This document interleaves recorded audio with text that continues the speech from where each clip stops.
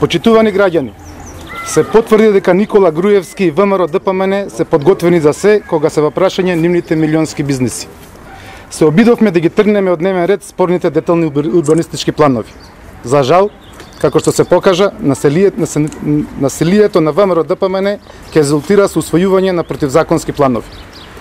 Тие на ВМРО ДПМН ќе им донесат бизниси од 630 милиони евра на сметка на животот и здравието на скопјани.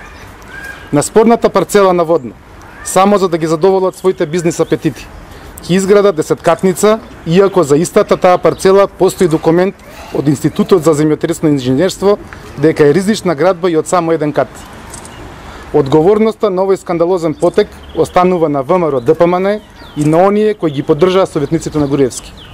Се покажа дека процесот против Шиповиќ бил со единствена цел – насилно превземање на Советот и на власта во општина Центар.